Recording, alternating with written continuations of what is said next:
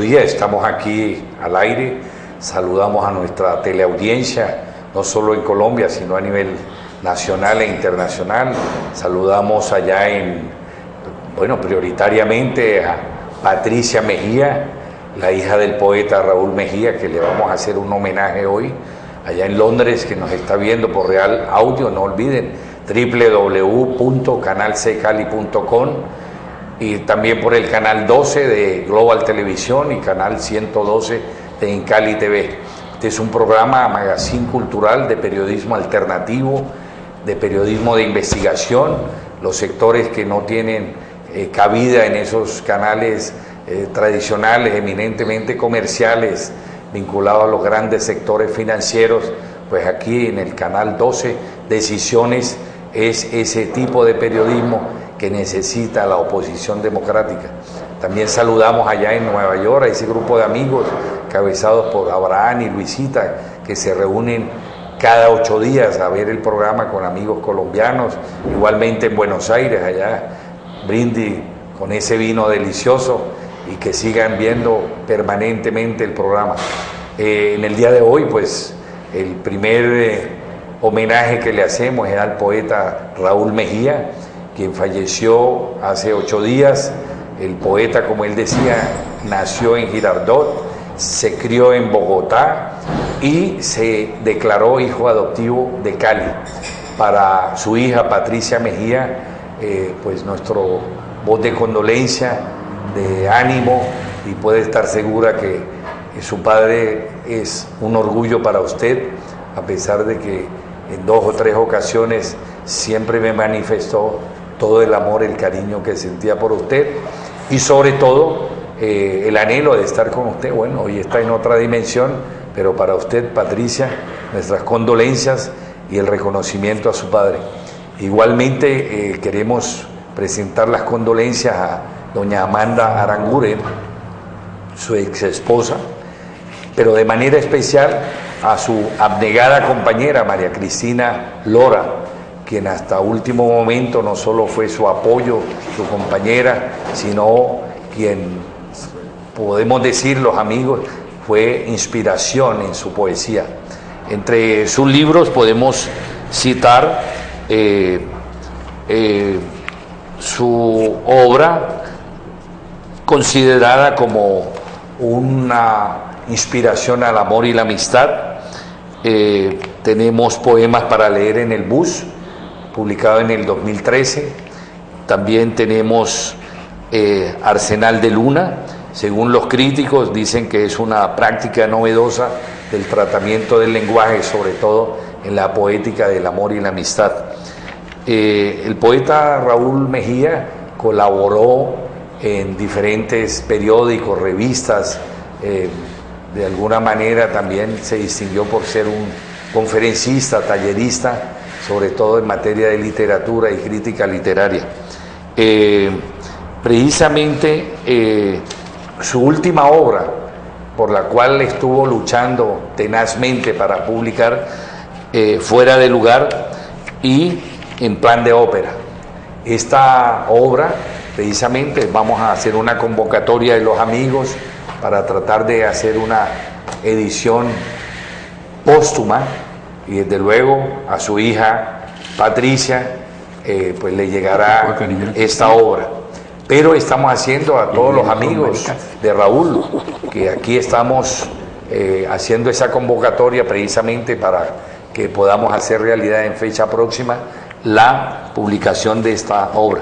Precisamente María Cristina, su compañera, me pidió por favor que le leyera unos 2 fragmentos de poemas de esta obra. Un poema titulado Él. Este presentir de templos, el tuyo como un alegro triste, siempre como en vaivén expuesto a algo mucio para leer en silencio, y a tanto esfuerzo comprendo, y a tanto extremo, maldita sea, el cuerpo se duele de vergüenza, como en imposible devane de madeja. Bien, ese es un fragmento de esa poesía que quería que leyera, y también me solicitó que leyera un fragmento de la misma que me devolvió. En Botón el espino de inocencia, Amadeo pintó su cuello como con qué lirismo en ese crudo verismo. La flor blanca que marchita, el púrpura en sus labios rosa y la mata que los repite como sueños de encanto. Todos los pétalos abiertos son su boca y todo en ese aire de rojo es para mí, me los da ella por primera vez en jarra. Entonces, también habíamos tenido hace poco al poeta aquí en una entrevista que vamos a presentarles para que su hija Patricia pues tenga una imagen de su padre Raúl. Entonces vamos a ver si ya está listo este video recordando la presencia del poeta Raúl. Entonces vamos a mirar esa parte de esa entrevista que se le hizo para Patricia, para Amanda, su esposa, para María Cristina. Veamos esta entrevista. Entonces ahora tenemos al poeta Raúl Mejía, que está haciendo un trabajo de parto literario en su última obra.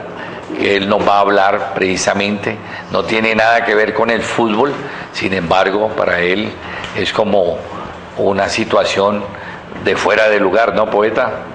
Sí, fuera de lugar. Parece ser que como poeta y algo de futurista, algo de premonición, el nombre de este libro fue saliendo primero por la palabra offside, y entonces un poeta me dijo, no, offside no, poeta, fuera de lugar. Sí, y eso se maduró, pero así, fuera de lugar. Y fíjate qué tan premonitorios somos, qué tan esa calidad que se le va metiendo a uno. Yo era un hombre común y corriente, incluso más feliz. Pero esta cosa de la poesía, mi querido, lo va invadiendo a uno. Y esta es la invasión que hay veces uno para poder hacer un discurso sobre ella, incluso se mete con los discursos actuales, le pone cifras. Yo le he puesto cifras a la poesía, no sé si esto es pertinente. Bien. La cifra de la poesía es que yo empiezo a decir que me va invadiendo con un 67%. Pero hay veces está en el 98% y hay veces pasa al 150%. ¿Sabe que mi novia actual me dijo, no, ese enfoque no me gusta? Ponerle cifras a esa forma en que la poesía te va invadiendo.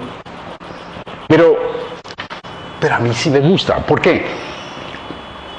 Por ejemplo, hace 3 días sentado en las escalerillas del Centro Cultural, ¿me puede decir con Fandi? Sí, no hay problema. Con Fandi me puse y empecé a mirar a la gente en una contemplación, y en una contemplación primaria.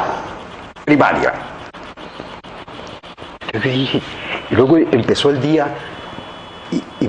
cuando me doy cuenta estoy envuelto en el día. Cuando me doy cuenta la brisa, las hojas, el árbol que allí está, era una cosa viviente que vivía. Entonces se me ocurrió decir que los estados que van invadiendo al poeta o a la persona que se dedica a esto van desde estados primarios, yo diría estados primarios, ¿no? El estado que es el asombro, ¿no? Usted empieza a leer y se va asombrando. Luego vienen los borradores, que eso es otra etapa de la poesía. Los borradores, que se los muestra a los amigos y a ella. Luego viene una etapa que yo diría que es un 52%, ¿no? Que es una etapa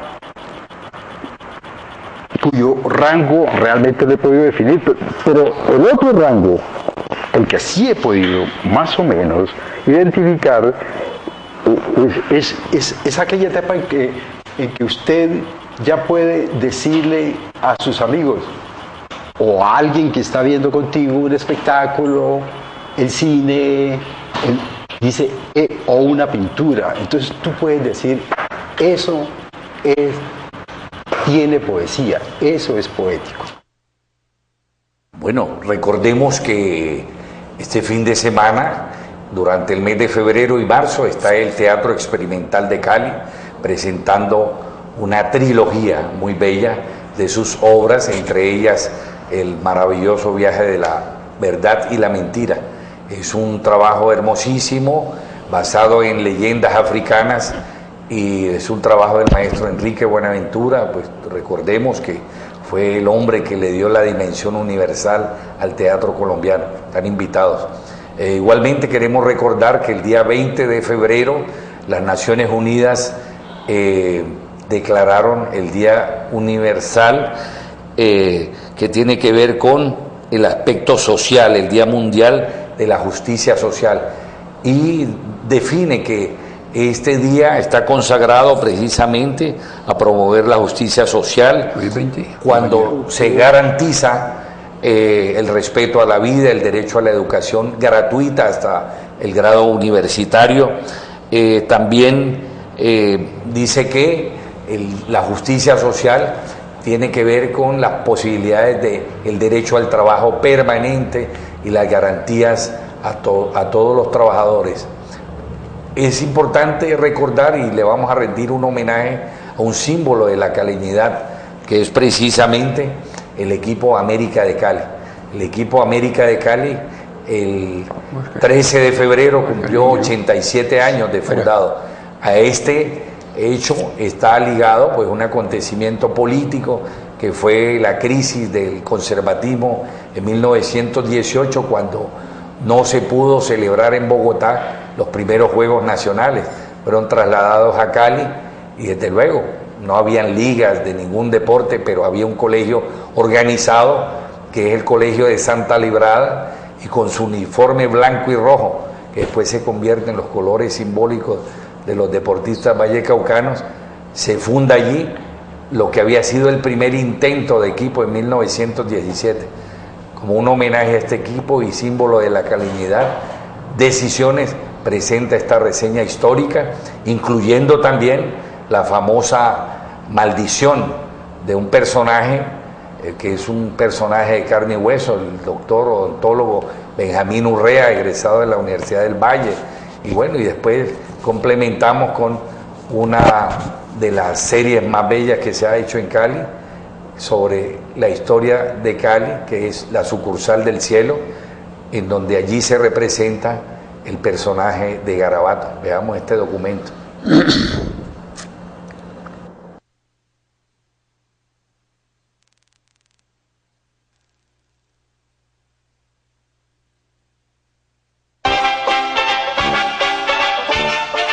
En 1918, un grupo de estudiantes del Colegio Santa Librada, liderados por Alfonso Cuevas, decidió crear un equipo de fútbol al cual bautizaron con el nombre que lleva hoy. De este primer proyecto de club de fútbol solo queda el recuerdo, pues al año de funcionamiento desapareció para volver el 13 de febrero de 1927, que marcó oficialmente el comienzo de una pasión que hoy es parte vital en la vida de miles de hinchas que le siguen en Colombia y el exterior. América, pasión de un pueblo. Hay en la vida que nunca podemos jamás olvidar. Diga, que usted sabe en qué año se fundó la América, diga. Yo no me acuerdo, creo como en el 50. Ah, bueno, entonces hable. El 49. Hable pues. América se unió en 1949. La verdad es que no tengo bien presente en qué año se fundó la América, pero lo único que sé es que América tiene más de 50 años de organizado. Usted fue campeón después de luchar un tanto a los 52 años. Entre las muchas versiones del Club América, de sus orígenes, me encontré el testimonio de don Hernán Zamorano, Aquí está y es el más auténtico de todos. Corrían más o menos los días finales del año 26, cuando tuvimos la idea de fundar un team y comenzamos a jugar sin permiso ninguno en una manga pegada al lado del cementerio central. Nos echaron y nos fuimos a jugar a un campo grande que se llamaba Galilea. Yo hablo del verdadero equipo, el equipo de nuestros negritos y el equipo de los guásimos.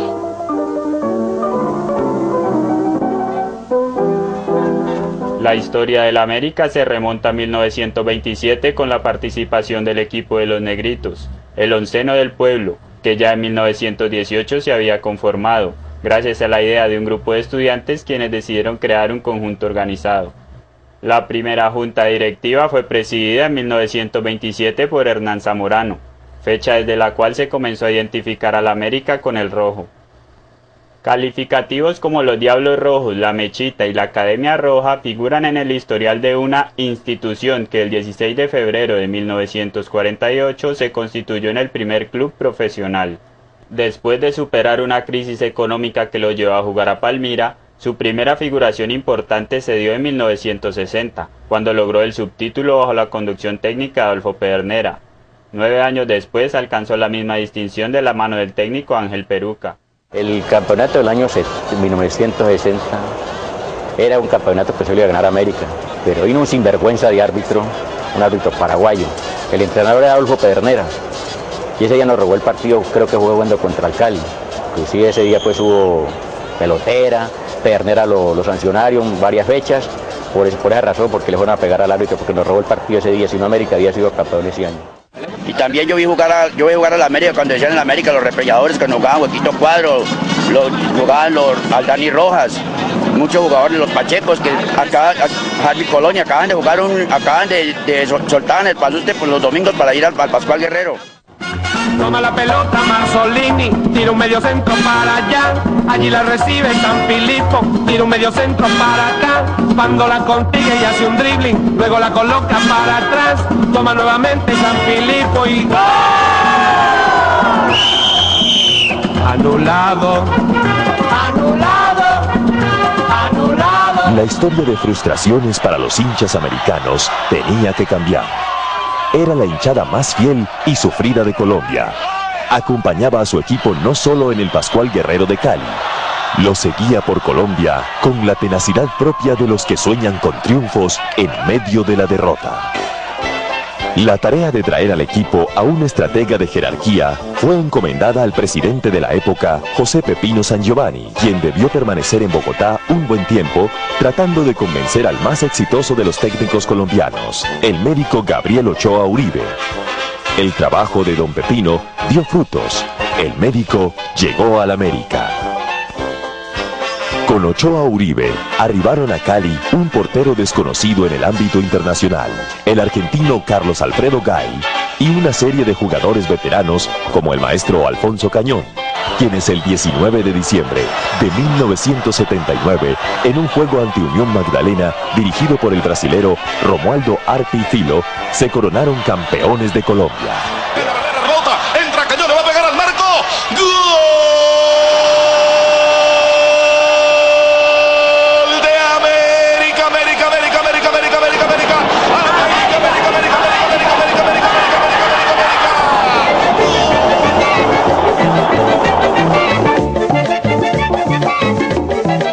Con ese título, se fueron para siempre 50 años de frustraciones, de jugar como nunca y perder como siempre, y de la maldición de Garabato. La saga de Ochoa en el América es un récord difícil de igualar. Con el médico se consiguieron durante 12 años 7 títulos nacionales, 2 subtítulos y 3 subcampeonatos de Copa Libertadores. Durante esos años, América llegó a conformar el mejor plantel profesional del continente, con jugadores de la talla de Julio Falcioni, César Cueto, Aurelio José Pascutini, Juan Manuel Bataglia, Wellington Ortiz, Ricardo Gareca, Roberto Cabañas, Guillermo La Rosa, Gerardo González Aquino y Pedro Sape, entre otros. Bueno, y vamos a ver en qué consistió y quién fue el personaje Garabato, que hasta ahora sigue haciendo efecto esa maldición.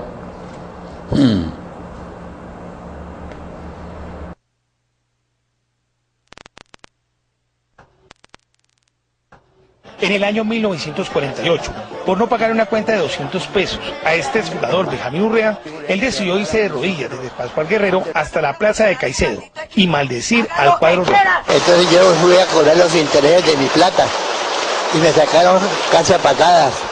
Entonces yo le dije, maldito. Tantas fueron las desilusiones que en 1979 algunos hinchas, antes de la primera estrella, hicieron un exorcismo para sacar la maldición del Garabato. Al estadio Pascual Guerrero y allá hicimos una oración y pues ya comenzamos a ganar.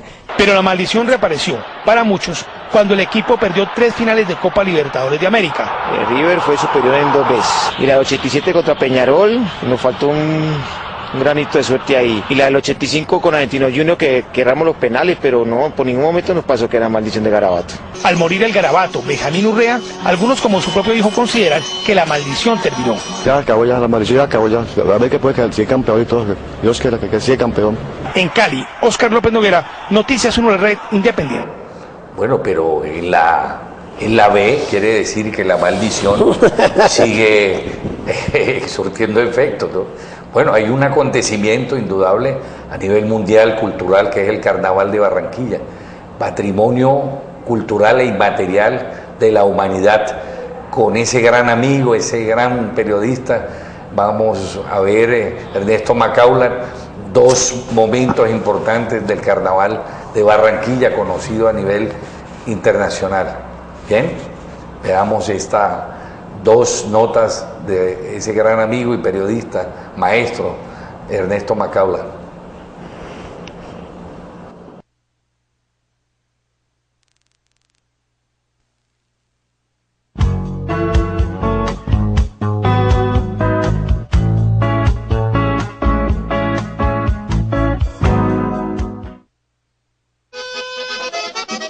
Para perder la cabeza, empléense 2 octavos de laca roja, unos brochazos de imaginación.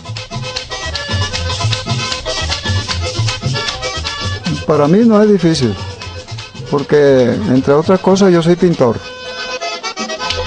Para perder la cabeza, utilícese icopor forrado con papel cemento, pelotas de plástico para los ojos, tanto como se requiera para que haya realismo, drama, expresión, y horrorícense así a las cabezas bien puestas del vecindario. Cuando mataron a Gaitán, la masacre que habían de los partidos tradicionales, uno con el otro, las armas que habían eran más machetes que habían partes donde el uno le quitaba la cabeza al otro. Para perder la cabeza, úsense 3 metros de popelina blanca muy bien pintada de sangre y llévense hasta el falso cuello, luego 6 metros de lino burdo azul, abróchese, úntese de leyenda y úsese.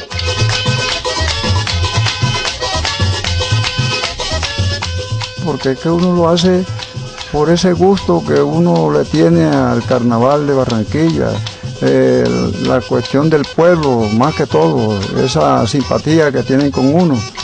Para perder la cabeza, dótese esta de furor carnavalero, trasládese de inmediato a la calle y claro, en lo posible, descabécese. De perder la cabeza en borrachera, no, la verdad es que no la he perdido tampoco.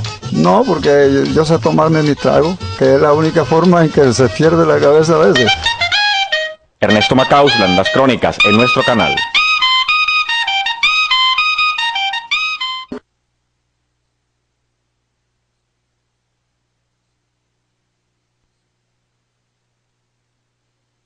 Reina del carnaval, todo el mundo a bailar, reina del corazón y de la tradición. Hoy sígueme el paso con las farotas de Talaigua. Mónica, cuéntame, ¿qué es una farota? Farotas es la representación de los indios farotos que habitaron la depresión momposina en la época de la colonia. ¿Cuál es la historia de las farotas? ¿Cómo nacen? Esta historia data aproximadamente de 1610. En la depresión momposina fue habitada por los españoles, explotaban el oro, la parte de la agricultura y por supuesto abusaban de las mujeres de los indígenas, como los anahuares, los jolojolos, motilones y por supuesto los farotos, entre otros. Los 13 mejores guerreros de esta región se reunieron y valiéndose de su astucia indígena, ellos fueron mirando más o menos cómo estaban vestidas las mujeres de sus españoles. Una noche, estos 13 mejores guerreros se vistieron de mujeres a la usanza de la mujer española, lo que tú estás viendo. Cuando ya el español llega a hacerlo acostumbrado a abusar de las mujeres y de las niñas también, la sorpresa es que no encuentran mujeres, sino hombres, totalmente hombres, vestidos de mujeres españolas. Hubo una emboscada, hubo una lucha, por supuesto nuestros indígenas farotos y estos indígenas derrotaron a los españoles, los desterraron de la región y de hecho el baile de farota lo que representa es eso, la alegría y el triunfo de estos indígenas en derrotar a los españoles y están luchando y defendiendo el honor de la mujer. Bueno, Mónica, ahora sí, enséñanos a todos cómo bailar como una farota. El faroteo representa el vaivén de las aguas y el volar de las aves. Perilleo, el coqueteo que ellos le van haciendo al hombre español en esa época cuando hicieron su emboscada. El sombrilleo, esta sombrilla era usada como una lanza, que era la lanza que utilizaban los indígenas en su lucha.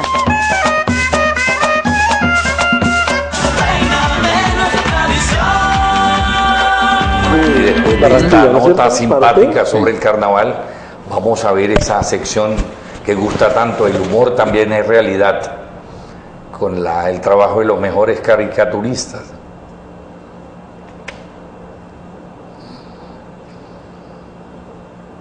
Sí, el humor también es realidad, encontramos allí como no es el capital al que está a servicio de la humanidad, sino la humanidad miserablemente al servicio del capital, ¿no? O explotado por el gran capital, ¿no?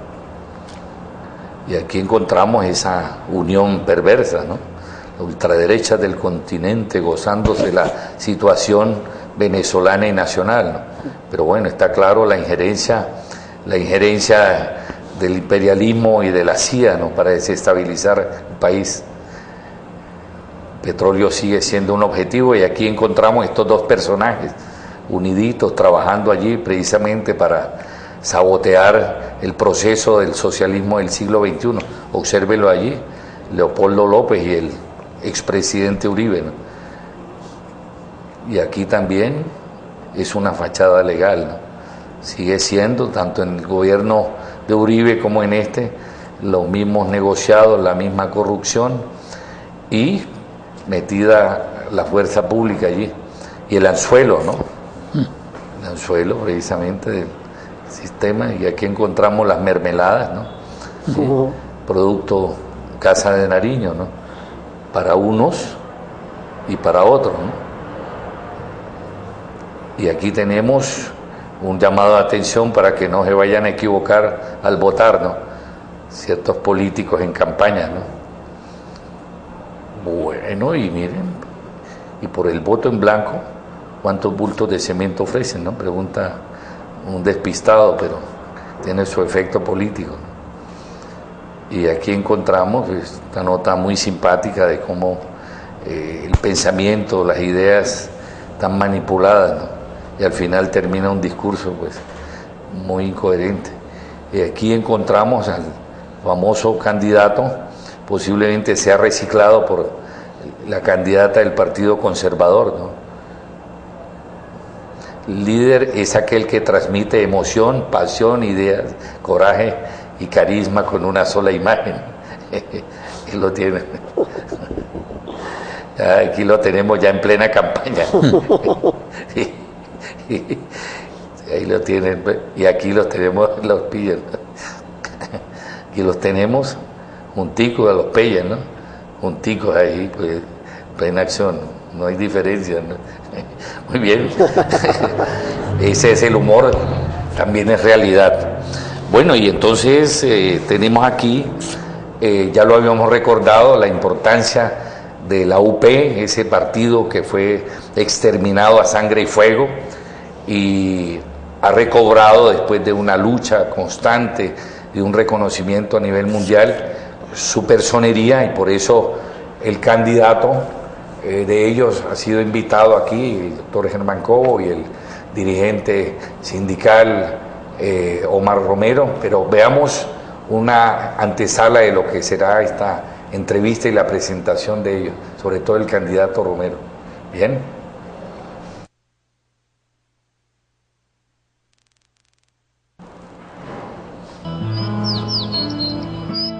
Renace la esperanza, elige la paz, vamos al Congreso de la República por cambios sociales, políticos y económicos. Te invito a votar para la Cámara por el Valle del Cauca, por la Unión Patriótica, marcando UP en el tarjetón. Elige la paz, por una verdadera reforma a la seguridad social, vota UP. Por la participación política. Con garantías, los jóvenes elegimos la paz. Vota UP. Bien, entonces el amigo doctor Germán Cobo, denos su opinión con relación a la situación política brevemente y posteriormente el candidato Omar Romero. Doctor Germán Cobo. Bueno, gracias por tu invitación a este programa tan extraño en la selva de los monopolios mediáticos al servicio del capital. Pues es una pregunta muy amplia, pero estamos frente a una coyuntura electoral que marca por lo menos tres tendencias, dos tendencias polarizadas: la ultraderecha que encabeza Uribe en el Centro Democrático, la derecha con matices de la oligarquía bogotana y la alternativa popular. La alternativa popular que se viene procesando a través de múltiples manifestaciones auténticas del pueblo, espontáneas aún, el paro agrario, las movilizaciones estudiantiles, bastante emparentadas con las movilizaciones en Venezuela, y la Unión Patriótica, que realmente, como dice nuestra canción, es una flor que le ofrecemos al país. La Unión Patriótica es el experimento político, la realidad política más auténtica, por lo menos del siglo pasado a este, en Colombia, en tanto que surge de un acuerdo de paz que expresa la voluntad irrevocable del movimiento armado de las FARC, de manera especial, un acuerdo con el presidente Betancourt de saltar a la vida política sin armas, y un movimiento que se integra profundamente como las raíces de la selva a la tierra, se integra en nuestra identidad cultural, en nuestro campesinado, en nuestros obreros, un movimiento que tuvo presencia política de poder en múltiples concejales, en parlamentarios. Nosotros, y tuvo claro un destino trágico, en tanto que fue víctima de un genocidio. Pero nosotros no recabamos sobre esa historia dolorosa. Como dice el Frente Sandinista de Liberación Nacional, nuestros muertos son de los muertos que nunca mueren.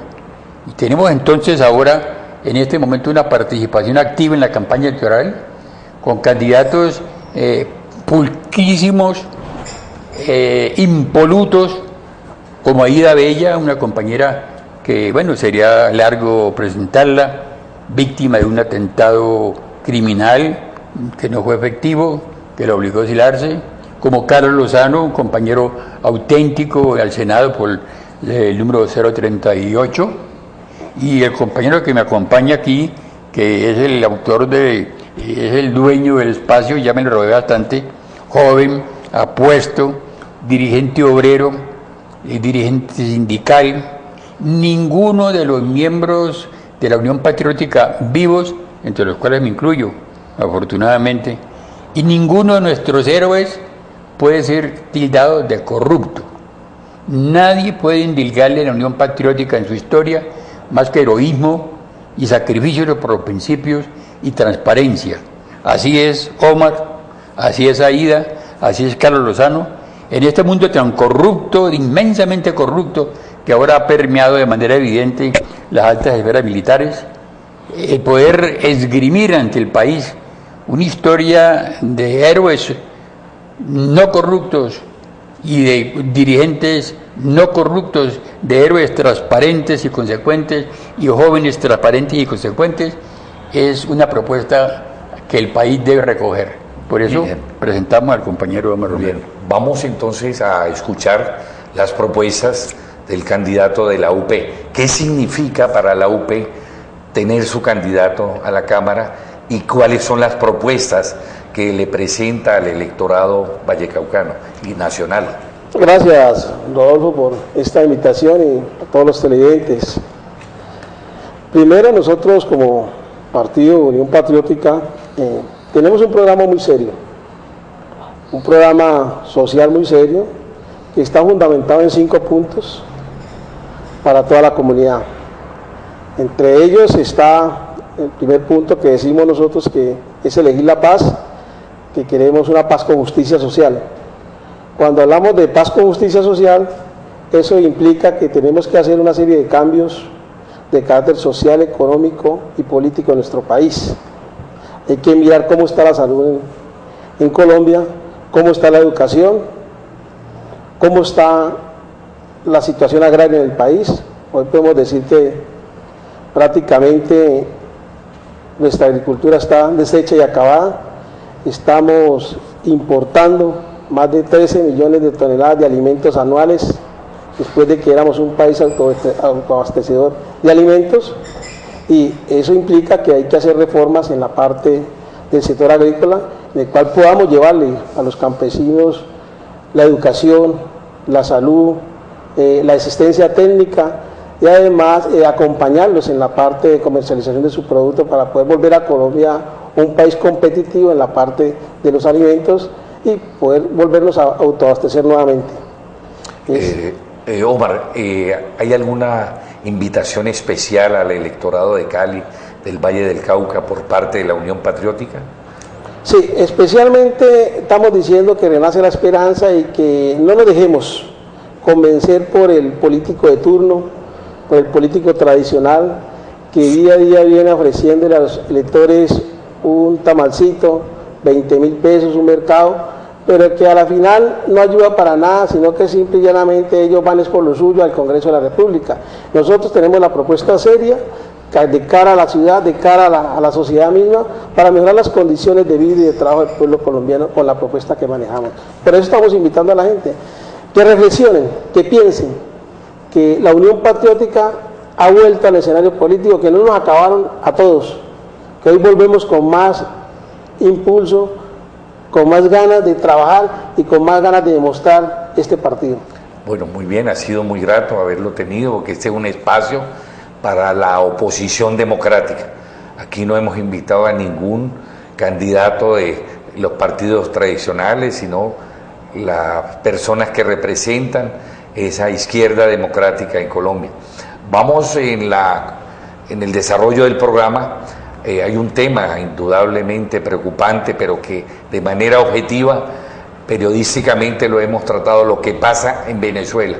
Hay 3 cosas que han quedado claras: cómo la CIA y la burguesía venezolana ha incidido negativamente para crear un estado de zozobra que rebasa la realidad. Segundo, tenemos documentos serios para demostrar cómo imágenes de otros eventos represivos ocurridos en otros países o en otros momentos históricos diferentes al gobierno de socialismo del siglo XXI son utilizados para desinformar. Y tercero, con documentos serios como los que se descalificaron de Edward Snowden, se demuestra que Leopoldo López es un agente de la CIA y el líder universitario es un miembro de los grupos neonazis que operan en Colombia. Veamos entonces, aquí tenemos a este personaje, el joven que aparece como el líder,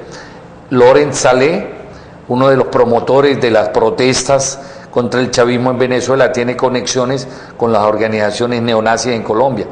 Los señalamientos están fundamentados en una investigación del periodista Rugeles, publicada en el periódico El Espectador el 21 de julio de 2013, en la que se revela la asistencia de Saleh a un acto político organizado por el movimiento de corte fascista, Alianza Nacional por la Libertad, y con la participación de Diego Cubillos, conocido como el comandante de Tercera Fuerza, una organización neonazi que opera en Bogotá y otras ciudades de Colombia y se ha infiltrado en las protestas de la burguesía venezolana. Ese acto se desarrolló en la Universidad UDES, al norte de Bogotá, ahí lo vemos, Loren Saleh, que aparece ahora como un demócrata, pero que es una persona con una función de desestabilizar. Encontramos el caso de Leopoldo López, es un agente de la CIA, prepara golpe a través del método de las guarimbas y es un aliado permanente de Uribe y los grupos paramilitares. Ahí los vemos a los dos, ¿no?, en reuniones. Este Leopoldo López, un político venezolano de ultraderecha, exalcalde y ex precandidato presidencial, inhabilitado por hechos de corrupción, pero hay algo muy importante. Según el periodista Jean-Louis Allard, relata que en la década del 90 López estudió en una institución estrechamente vinculada a la CIA, el Kennedy School of Government de la Universidad de Harvard, pues allí reclutan a muchos de sus agentes de inteligencia. Luego en Venezuela se conectó con el Instituto del Partido Republicano de Estados Unidos, International Republican Institute, que le extendió su apoyo estratégico y financiero a partir de 2002. Realizó frecuentes viajes a Washington, a la sede del partido y a encuentros con funcionarios del gobierno. Ahí lo observamos. En el 2002 participó activamente contra Chávez, recordemos que estuvo separado del poder, y este personaje, agente de la CIA, participó precisamente en la desestabilización. Es un permanente aliado de Álvaro Uribe, el autor intelectual de las acciones violentas y fascistas que han tenido lugar en los últimos días. Bien, esa es la situación que se da. Sí, entonces vamos a despedir al candidato Omar para que entonces presentemos otra franja importante del programa. Amigo Omar. Agradecerte, de verdad, nuevamente, Rodolfo, y decirle a los vallecaucanos que reflexionen de verdad y que miren la alternativa que es nuevamente la Unión Patriótica. Volvemos al escenario político con propuestas claras, concretas, de cara a la ciudad, de cara a la sociedad misma, para que ella tenga las oportunidades. Sabemos que no es difícil, no es fácil, pero estamos impulsando un frente amplio para lograr los cambios sociales y políticos en nuestro país. Muchas gracias, muchas gracias. Entonces vamos a escuchar al canciller venezolano, quien advierte sobre la situación para que de manera objetiva los teleaudientes de América Latina y de Colombia no se dejen asaltar en su buena fe y que maximizan una situación que está controlada perfectamente. Hay una crisis, es cierto, por ese bloqueo, ese saboteo que existe y el accionar de la burguesía venezolana con el apoyo de la CIA. Vamos a escuchar entonces al canciller.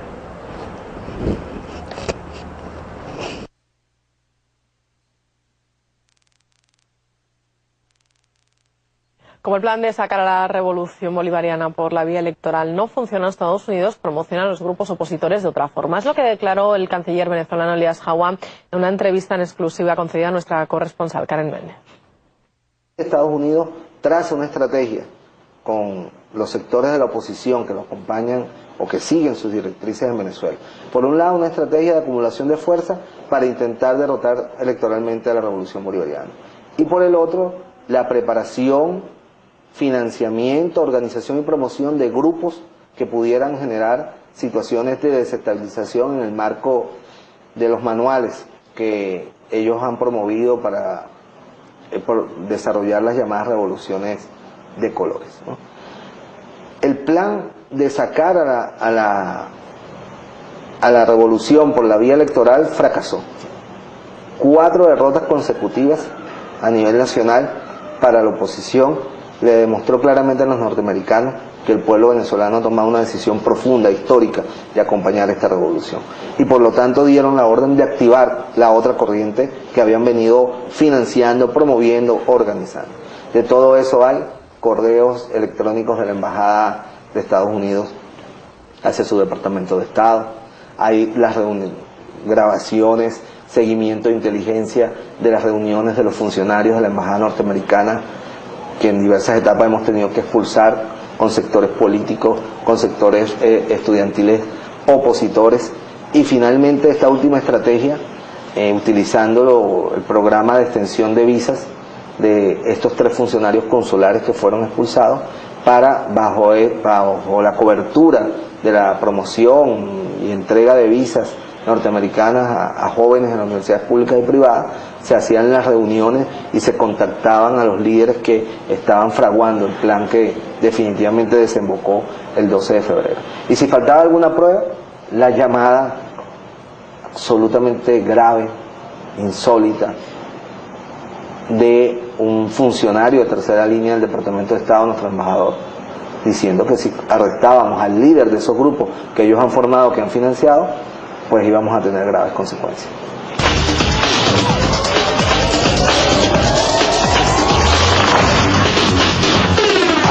Muy bien, después de esta interesante intervención del canciller, regresamos a la realidad nuestra, de nuestra querida Cali.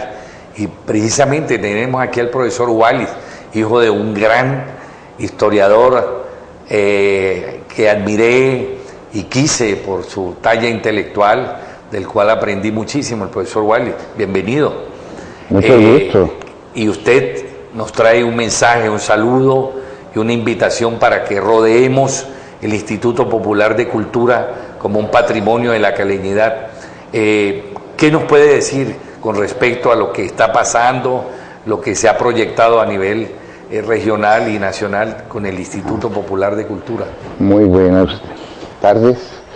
Estoy muy contento de estar aquí a nombre del Instituto Popular de Cultura, y ya que usted muy gentilmente habla de mi progenitor, él fue también en el Consejo de 1947 uno de los firmantes del acta de constitución del Instituto Popular de Cultura. Él firmó esa acta también, como parte del Partido Liberal de esa época, que eran los gaitanistas, que querían acercar al Instituto Popular de Cultura, más allá de una, digámoslo así, alfabetización, y transformarlo en algo al cual pudieran acceder aquellas clases populares que no tenían acceso a las bellas artes.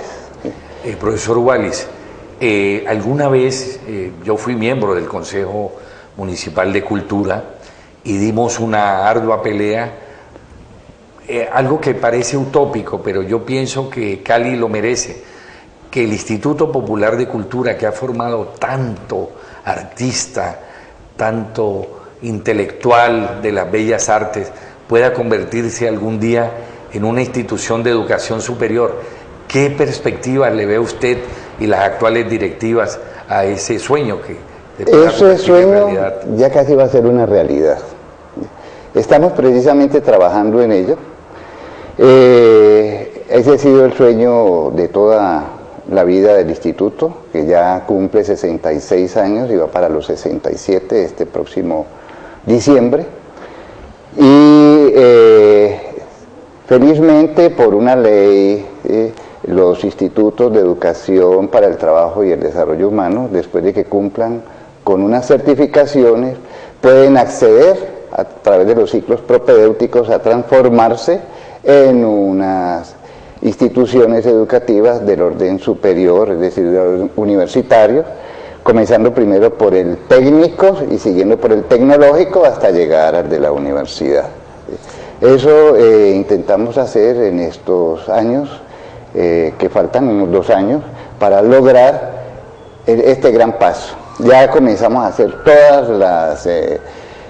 todos los requisitos para lograrlo, y gracias a la administración de María del Pilar Mesa Díaz que se ha preocupado exactamente por ponerle orden a una institución que en principio era informal, luego no fue formal, y gracias a la anterior administración logró formalizarse como Instituto de Educación Técnica para el Trabajo y el Desarrollo Humano. Ahora hemos logrado también que demos un paso más hacia ese gran sueño que es volver a esta institución universitaria. Esperamos que en el gobierno del doctor Guerrero, entonces podamos por fin que él le dé el regalo a Cali de tener una universidad de las artes. Profesor Wallis, observamos que tiene una gran proyección en las comunidades, una gran proyección social y sobre todo en las instituciones de educación básica y secundaria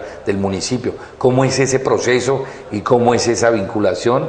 Nos apoyamos ahí con unas imágenes que están viendo nuestros teleaudientes, pero ¿cómo es ese proceso? Sí, el instituto no solamente está formando jóvenes dentro de su campo, es decir, dentro de sus campus universitarios, podemos decir, sí, su campus institucional, sino que también se proyecta a la ciudad, porque como ente perteneciente al gobierno municipal, es al que le compete directamente entrar a todas estas comunidades, a estas comunas, para que los jóvenes accedan a las artes.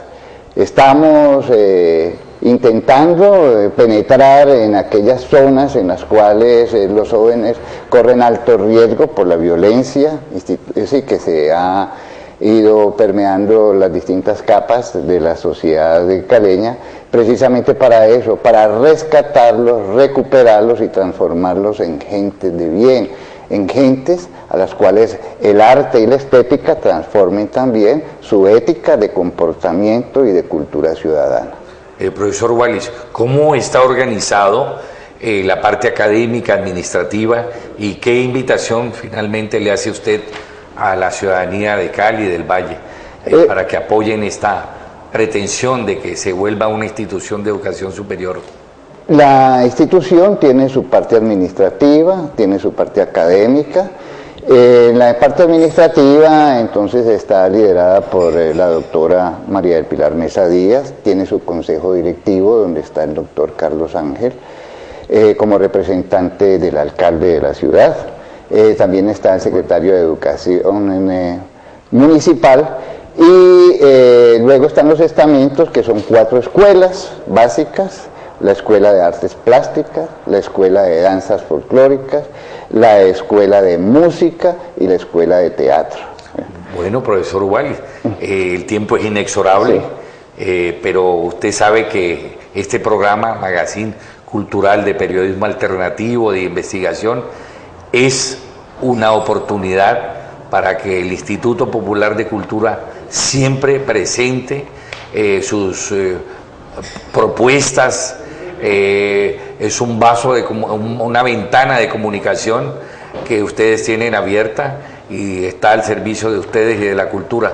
Bueno, este es el Magazine Decisiones, es un programa que se ve cada 8 días por Canal 12 de Global Televisión, Canal 112 de Cali TV, y como cada 8 días los estamos invitando a que lo vean también en repetición los días domingos a partir de las 2 de la tarde y directamente en los diferentes lugares del mundo, www.canalccali.com. Entonces, Decisiones siempre al servicio de la cultura y de la objetividad.